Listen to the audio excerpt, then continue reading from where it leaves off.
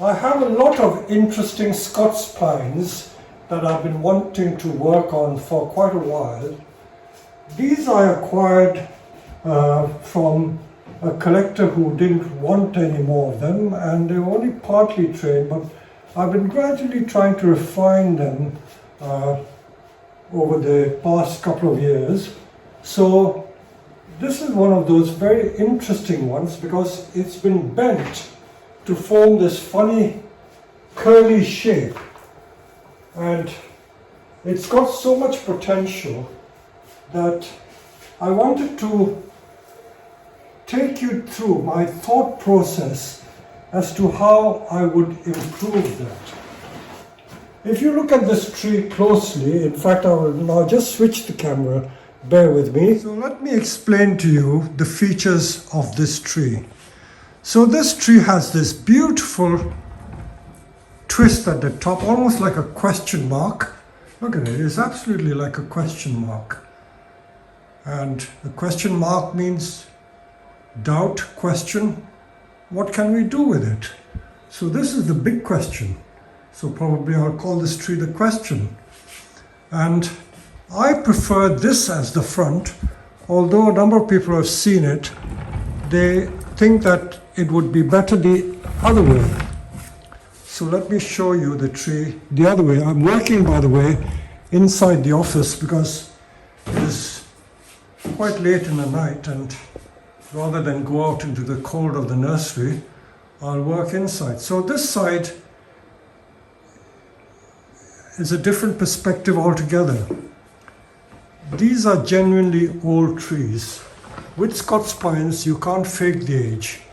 This feature on the bark, where you get this gnarled old bark, this only comes with age. Young pines, you don't get this. So this is a really, really old tree, and to do it justice, we must bring out the beauty of this tree. So the beauty of this tree is really in the trunk. As with all literati trees, this is a classic literati.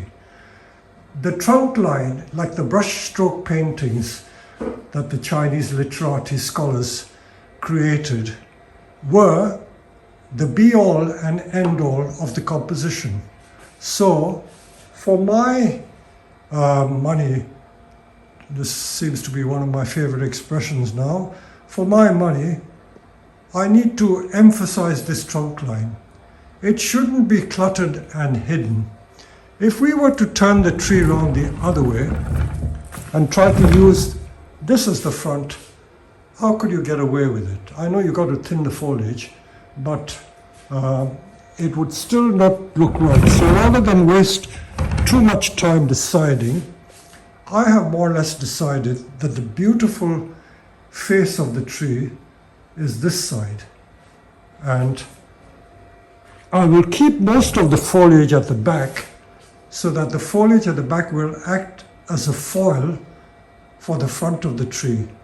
So straight away I think that some of this, which is hiding, can possibly be taken to the back or even taken out altogether, and then we will reveal more of the beautiful trunk line and the little beautiful features of the branches themselves. So let me start work on it. With all Scots pines, and in fact most pines, if you don't control the growth, they keep getting longer and longer. So this long growth here, which is about over 2.5 inches long, this has all grown in the last year. I'll bring the camera closer to show you in detail what I'm working on. This long bit here. So this bit here is all last year's growth. And what I'm going to do is I'm just going to shorten it by taking out the tip. I know that by doing that, I can control the growth, and not only that, I can create bud back. The branch won't die because I'm leaving a bit of green.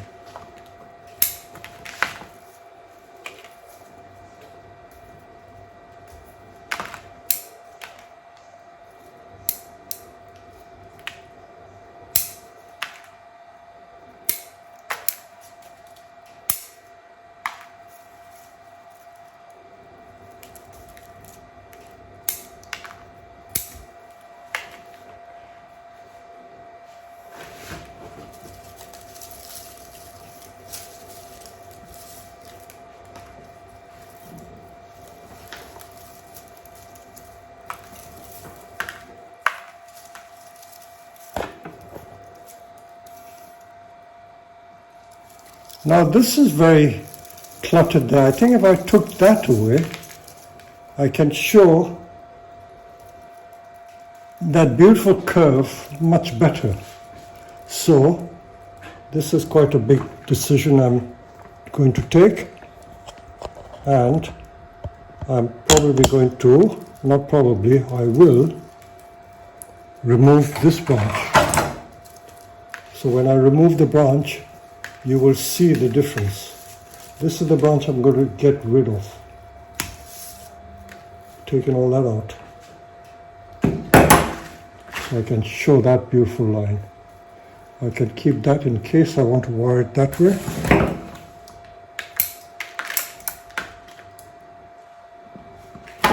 I don't want to leave too many gins because I don't really like gins for the sake of gins.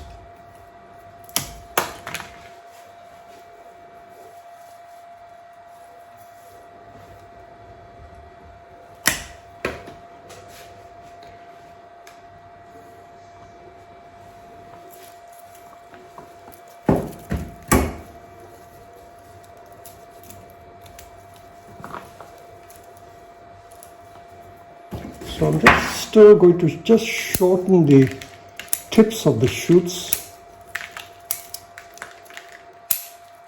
so it looks more refined.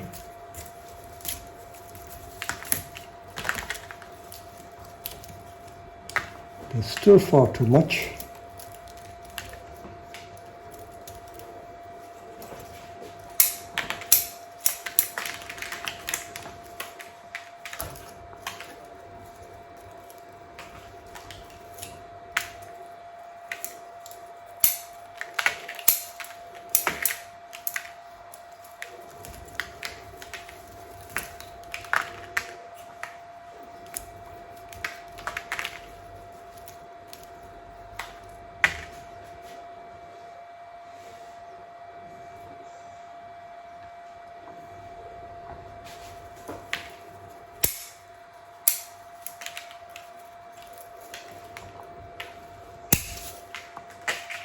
Less is more, less is more.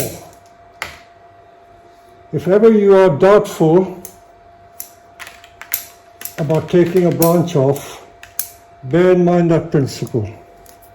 It will give you courage to take it off.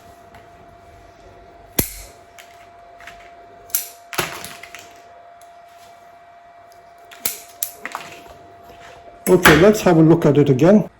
So, I removed those few branches there, and the ends I've also trimmed.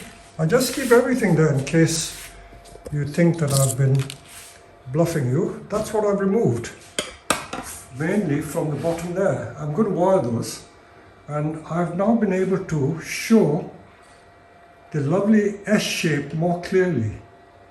So it's like looking through a moon gate, as it were. Let me ask myself, do I need this one? Probably not. That line is very beautiful going down that way. And we can wire these.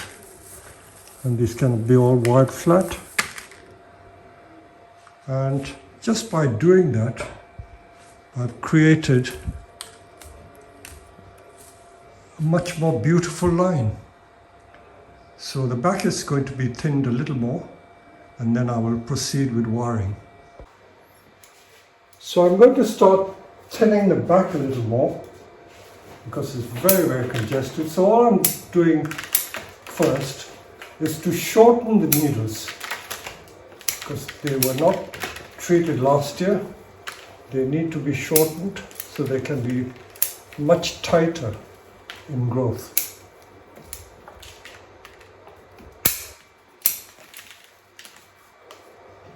There's a lot of lovely density there. If anything, we need to just pluck some of the needles, as they say, like a chicken plucker.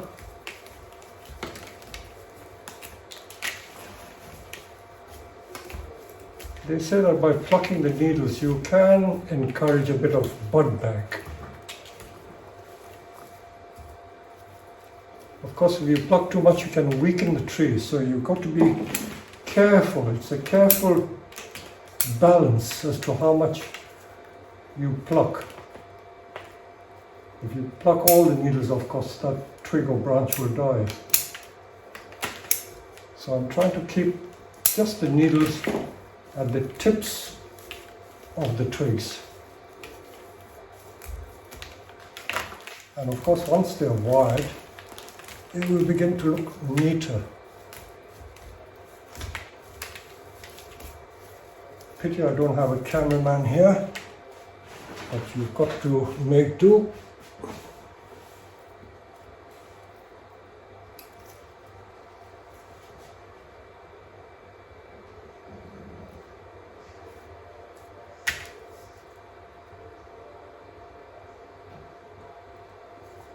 And then I'm going to wire it so that it comes this way.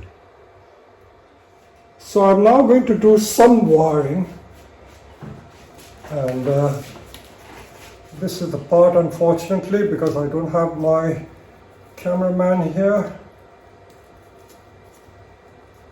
it won't be able to focus close, but you just got to trust me that I'm doing it. I will show you the finished result.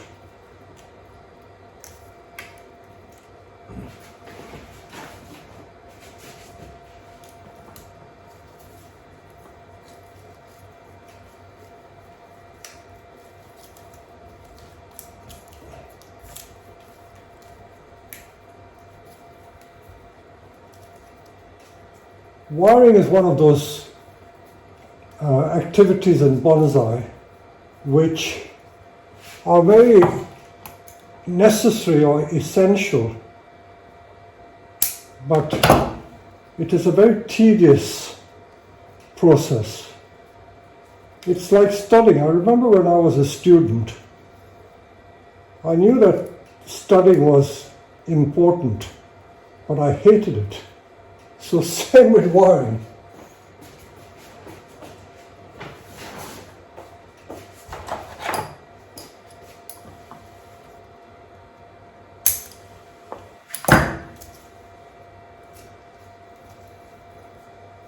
So wiring can be compared to, a rigorous regime, almost like any form of practice. The more you do it, the better you get. So, as we say, there are no shortcuts.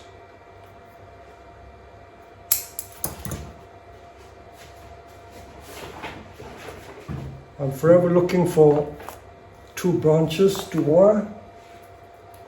So that's what goes through my mind when I do wiring. Always looking for pairs that are of the same thickness as far as possible, and matching it with the right grade of wire. I've been conducting a lot of these free consultations on WhatsApp, and people from all over the world, from United States, Canada, Italy, Belgium, Holland, Portugal, you name it, they ring up from all over the world, and I'm delighted to speak to them, and they show me their work. But I think what I find most common is that people are not very good at wiring, and a lot of their problem stems from not using the right grade of wire. I've always said that you can't be too stingy. A lot of people are very stingy. If you know what the expression stingy is, stingy means miserly. I know that not everyone has a lot of money, but wire is so essential that you cannot skimp on wire. Always have enough wire. Not just enough wire, but enough wire of the right grades. Very often you find that you may not have the right grade, then you will make do with something inappropriate. Either too thin and it won't do the job, or it's too thick, it will damage the branch. So always have enough wire around. It is absolutely essential. If you are to progress in the hobby, the best advice I give you is to make sure you invest in wire. I've often told you that back in the 1980s, as recently as the 1980s, when we were starting out in bonsai in the UK, bonsai wire was almost unknown. It was not available. It was only until the mid-80s it became available. So what did we do? We simply improvised. We used to take the insides of electric cables and use that for wiring. So we made do with all sorts of things. It wasn't easy, but that was the best we could do. And now, with wire so readily available, you don't have any excuse not to be able to create decent bonsai because you have the wires. But for goodness sake, don't skimp on wire.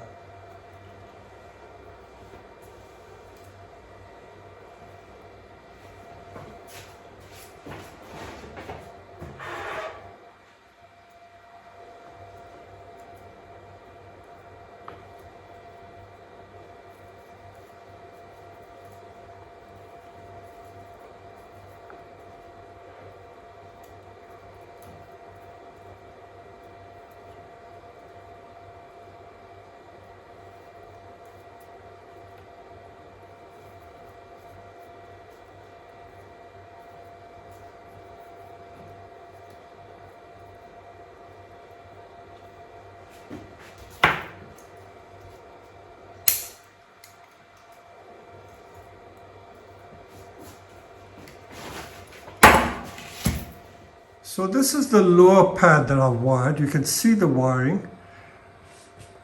Given time, by the middle of the summer, all the needles will start looking upwards. At the moment they're going horizontal. They will look upwards, like little cusps. So that comes when they start facing the light. So that is that branch done. So let's have a look and see what we're trying to achieve. Let me walk right round the tree. You've got to keep looking in different angles to get a better impression of what you're trying to create. Because you'll suddenly see something which you may not have seen before. So there's still a lot of work to do. And I will just carry on wiring so that all the pads are going to be flat and it will look tidier for doing that. So at the moment, I'm trying to look at the tree through the hoop and seeing the beauty there. But I've just noticed another possible front of the tree. If I keep the tree at a slight angle like this, so that the question mark is not full frontal, but at a slight slant, that is also very pretty. So there are many different possibilities of showing the front of that tree. So I will persevere and see what happens as I keep doing more wiring. So I've got to now refine some of that wiring there. Some of those branches be wired and laid into a more ordered fashion. There are a few stubs here which you notice I'm going to gin them properly. They were just cut off, and because I don't have the cameraman with you, all I can show you is that I'm going to split it with the branch splitter to give it a much finer point. So these will all be split. Can you see that one? That stub will be split so that it becomes finer. You see that is the effect I'm trying to create. And same with this one here. This is all dead wood here. This is all dead wood. So all this is going to be ginned. So I'm just going to show you a bit of what I'm doing. You see, I've split that bark there, split the wood, and I'm just tearing it back there like that, so that I'm going to expose more wood. Sorry, I'm trying to work with one hand and film with the other hand. So that is what I'm trying to do, if you can see.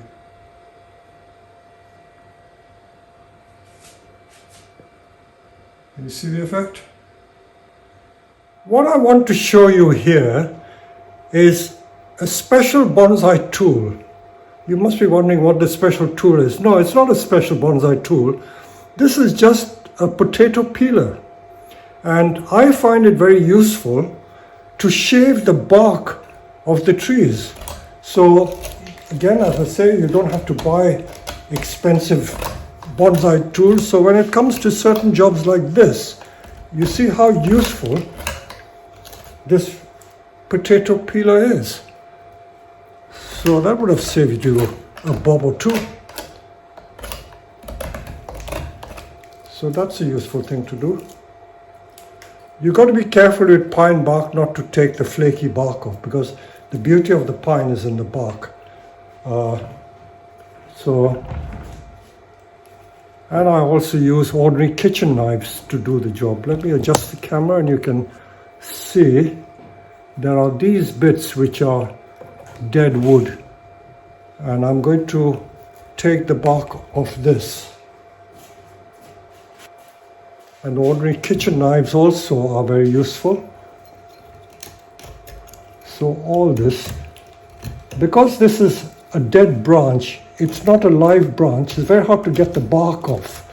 So I may need to use the Dremel. I know that many people don't like to hear the sound of the Dremel because it reminds them of the dentist drill, but this is the object that I'm trying to achieve. I'm trying to remove the bark from dead wood to give it that white look, and also where the stubs have just been cut straight, I'm going to use the branch cutter to make the ends more natural looking, like so. So I'm peeling the bark, or peeling the wood back, like that. Very tedious process. It's not everyone's idea of fun, certainly not mine, but a lot of people will enjoy that. So scrape away and expose the wood, and this will be ginned. It's very hard to work so that I'm performing from the camera. Very awkward because I'm trying to show you what I do. Normally I would be right in front of the piece of work that I'm working on, which means I block the camera, but such is life. So you can see what I'm trying to do. I'm removing the dead bark, which is much more difficult than removing live bark.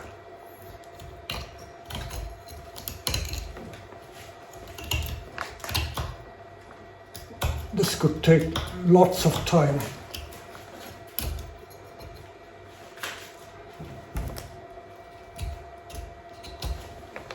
So you get the idea. I'm just trying to bring the camera close again. So you can see I've introduced that curve by taking away that dead wood. There was a lump of wood here that made it look ugly. So by taking that away, I've introduced a curve, slight curve to the trunk. And you see? So I've created a concave effect just by removing some dead wood.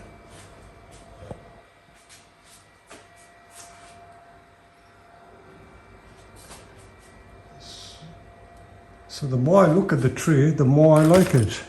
So it is minimalist, not to the extreme, but certainly very, very sparse. And the beauty of the tree is in the curvy branches. I don't know whether these film shots give you a good appreciation what I'm trying to achieve.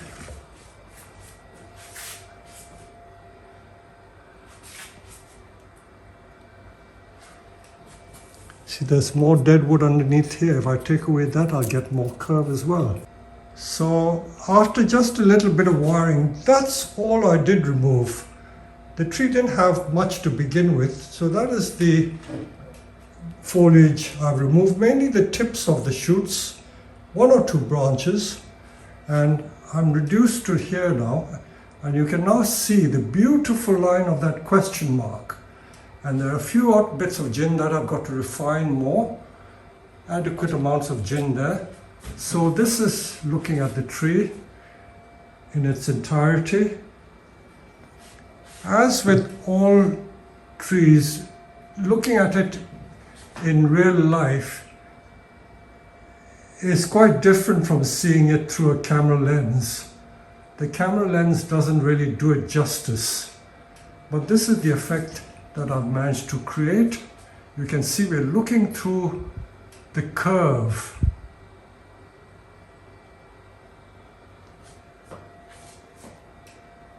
So this is our question mark tree. I know that someone's interested in it. It might even sell tomorrow because I'm showing a customer several pines and I think he'll fall for this. So there you go.